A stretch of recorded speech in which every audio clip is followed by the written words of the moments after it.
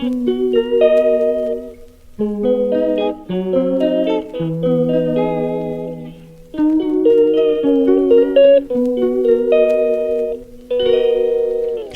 calls me day and night. Bismillahirrohmanirrohim. Assalamualaikum warahmatullahi wabarakatuh.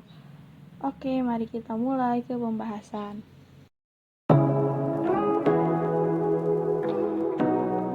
Manusia dikenal sebagai makhluk yang memiliki akal, sehingga setiap dari mereka memiliki keputusan dalam memeluk agama dan kepercayaan. Di antaranya Islam, Kristen, Hindu, Buddha, dan lain sebagainya. Dan masing-masing penganutnya tersebar ke berbagai negara. Islam tersendiri merupakan agama dengan jumlah penganut terbesar nomor 2 di dunia, yang para penganutnya tersebar ke seluruh penjuru dunia termasuk di Australia. Dapat diketahui bahwa persebaran agama Islam tidak hanya berfokus pada sekitar di mana Islam pertama kali muncul, yaitu di Timur Tengah. Akan tetapi sudah meluas hingga ke negara-negara non-muslim, tidak terkecuali di Australia. Meskipun jumlah penganut muslim di Australia termasuk ke dalam kategori rendah, rendahnya populasi muslim di Australia tidak terlepas dari sejarah kolonial Inggris di Australia, sehingga menjadikan negara tersebut memiliki gaya hidup mirip dengan bangsa barat.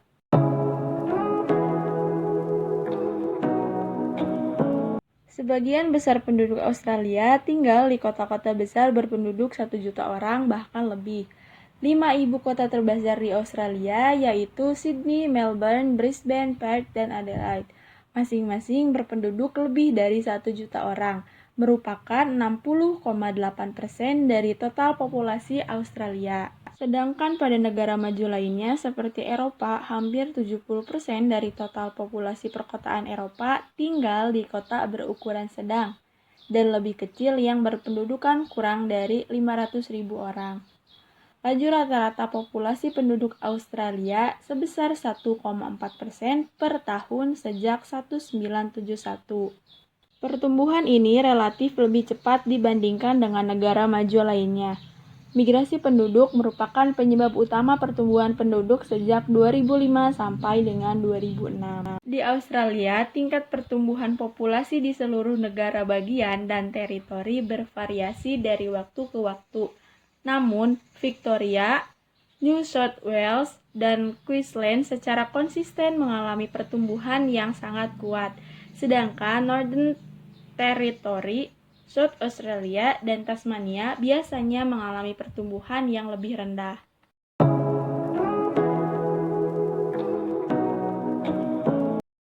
Jauh sebelum adanya pemukiman bangsa Eropa di Australia, bangsa Muslim telah lebih dahulu memiliki kontak dengan Australia dan rakyatnya.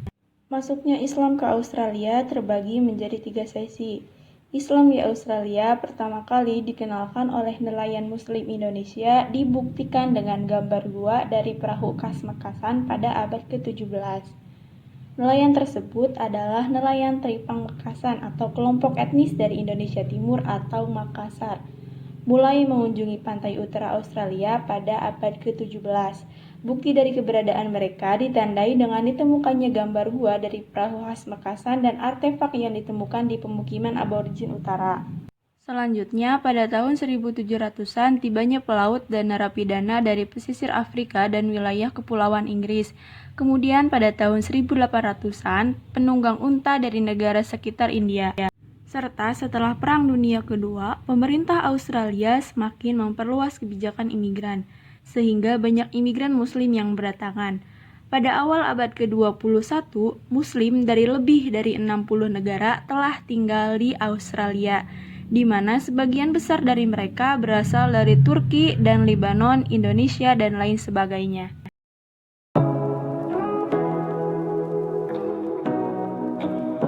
Makassar, kelompok etnis dari Indonesia Timur yang tercatat sebagai orang Muslim pertama yang datang ke Australia, meninggalkan jejak Islam berupa gambar gua dari perahu khas Makassar dan artefak yang ditemukan di pemukiman aborigin di utara. Selanjutnya, beberapa kata bahasa Makassar dan penduduk asli pesisir Australia menjadi bukti untuk pengunjung awal. Di pemukiman aborigin di pesisir barat dan utara Australia telah ditemukan lukisan gua aborigin yang menggambarkan perahu tradisional Makassar dan sejumlah peninggalan Makassar lainnya. Selanjutnya, pernikahan antara penduduk asli dan orang Makassar pernah terjadi dan lokasi pemakaman orang Makassar telah ditemukan di sepanjang garis pantai. Sejarawan menyebutkan Muslim Makassar masuk ke Australia pada tahun 1750. Akan tetapi, adanya kemungkinan kedatangan pedagang Makassar sekitar abad ke-15 karena ditemukannya lukisan kuno di goa yang ada di Arnhem Island. Selain itu, beberapa perempuan dari suku aborigin pada saat itu dinikahi oleh pria Makassar dan membentuk keluarga religius Muslim di Australia. Dari daratan Pulau Arnhem dapat ditelusuri pengaruh ajaran agama Islam seperti pada nyanyian tradisional, tarian pribumi, sampai pada ritual pemakaman penduduknya. Selanjutnya terdapat patung yang bernama Walita-Walita yang berasal dari kalimat Allah Ta'ala serta menyembah dengan bersujud ke barat sama seperti Muslim melakukan ibadah sholat yang menghadap kiblat. Kemudian terdapat keturunan Gan yang merupakan pelopor komunitas Muslim di Australia. Gan merupakan orang Afghanistan yang berprofesi sebagai penunggang unta dan berperan besar pada terhubungnya jalur telegrafi darat Australia ke London melalui India pada tahun 1870. Orang-orang ini kemudian menikah dengan pribumi setempat di sebagian daerah Australia sebagian utara dan menetap di sana. Selanjutnya, pada tahun 1861 di Mare, Australia Selatan dibangun masjid pertama yang dibangun di Australia. Masjid besar pertama yang dibangun terletak di Adelaide pada tahun 1890 dan satu didirikan di Broken Hill, New South Wales pada 1891.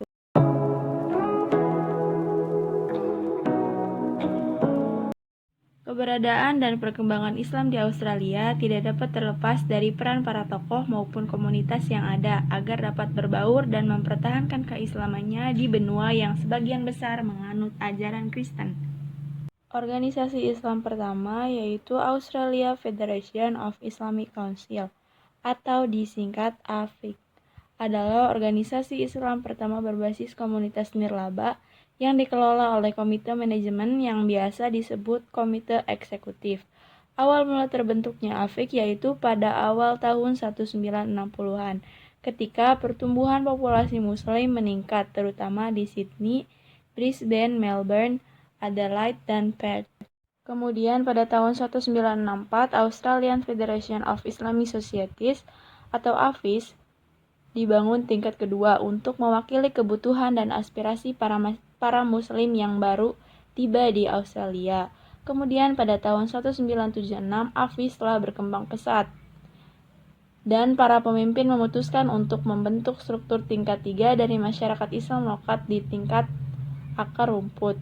Pembentukan organisasi ini tidak terlepas dari suatu kejadian penting yang melibatkan tokoh Islam. Imam Ahmad Saka yang merupakan pemimpin keagamaan komunitas Muslim Adelaide yang memiliki integritas yang sangat tinggi. Ia bermigrasi dari Yugoslavia pada tahun 1950, bekerja sebagai ahli listrik dan bekerja siang dan malam untuk mengorganisasikan komunitas Muslim. Ia juga yang membantu dalam pendirian Perkumpulan Islam Australia Selatan dan menyelamatkan Masjid Adelaide untuk komunitas Muslim.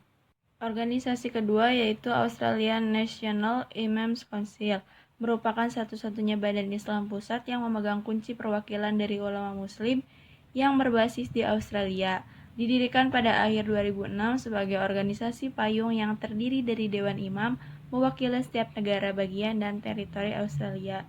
Kemudian organisasi ketiga yaitu sebuah komunitas mahasiswa Islam yakni Muslim Student Association yang memiliki tujuan menghasilkan pemimpin Muslim dari kalangan pelajar dan pemuda berdasarkan ajaran Islam, serta untuk mendorong masyarakat pemuda Islam baru di lembaga pendidikan di masyarakat dan untuk mendukung kegiatan yang sudah ada. Organisasi yang terakhir yaitu The Australian Muslim Women's Centre for Human Rights, yang merupakan organisasi kesejahteraan komunitas yang didirikan dan dikelola oleh wanita Muslim untuk wanita Muslim. didirikan pada tahun 1991 sebagai organisasi non-religius yang mencerminkan keragaman etnis, budaya, dan bahasa wanita Muslim yang tinggal di negara bagian Victoria.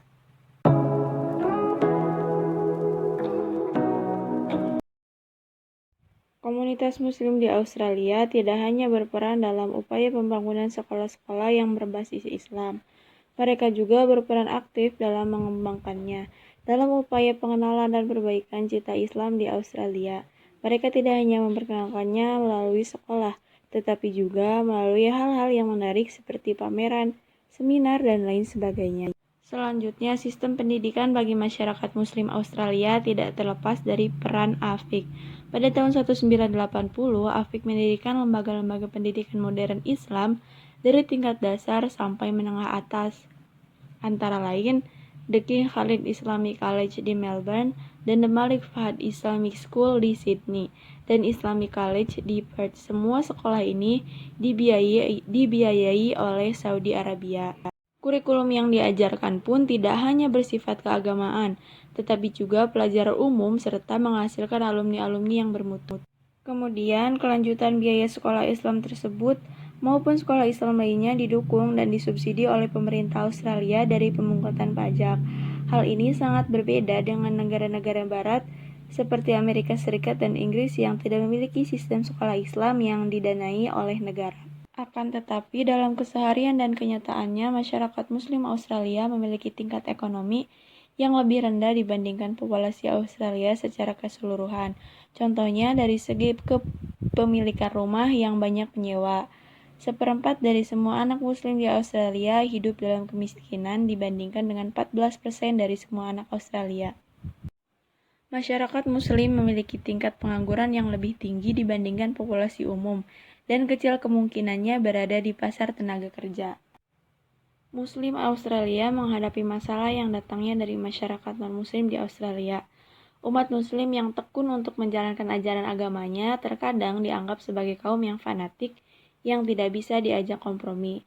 Selain itu, ada kaitan kesalahpahaman tentang Islam, yaitu kebanyakan penduduk non-Muslim Australia menganggap Islam adalah agama kekerasan yang didasari oleh runtuhnya gedung World Trade Center.